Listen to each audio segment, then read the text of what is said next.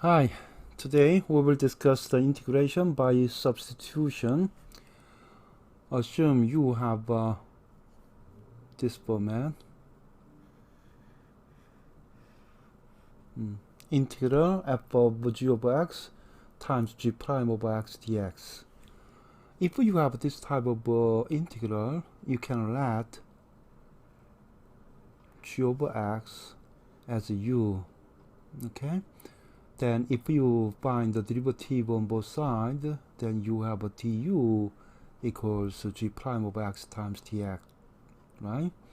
Okay, so you can rewrite f of g over x as f of u, and here g prime over x times dx as a du.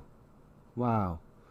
If you have a capital F is an antiderivative of a small f, then you can easily find the antiderivative like capital F of u plus c. Now, since we made u as a g over x, now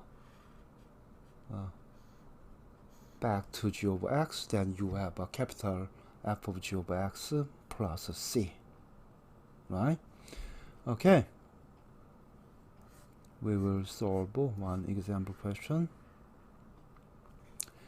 Find the integral of the following equation. Here,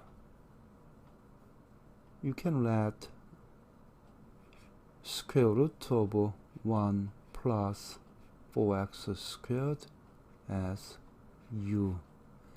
If you square both sides, you have 1 plus 4x squared equals u squared, or 4x squared equals u squared minus 1, right? And one more thing, so if you differentiate both sides, you have 8x dx equals 2u du. Is okay? Now, to use this one and this one and this one, I will slightly modify the given equation. If I multiply by 4x here, I must multiply by 4x to the denominator. Then what is the result? Integral 8x and dx here, and 4x squared times square root of 1 plus 4x squared. Now, can you see that? All of your x part can be rewritten using u with this information and this information and this information, right? So you have a integral top on 8x dx will be 2u du, so 2u du here.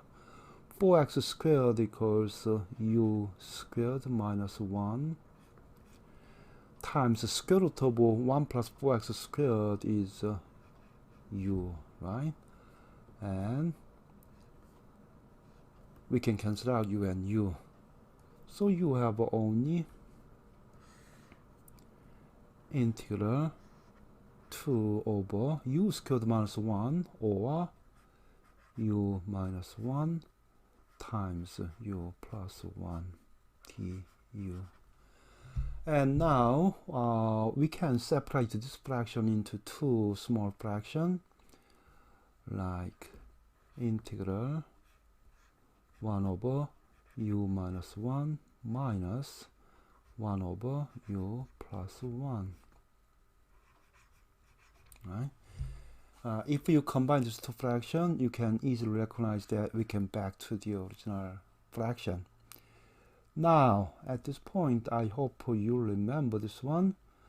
Integral f prime over x over f over x dx will be ln absolute value of f over x plus c, right? We can use this concept to the next step. Then you have integral, sorry, not integral, ln absolute value of u minus 1 minus ln absolute value of u plus 1 plus c.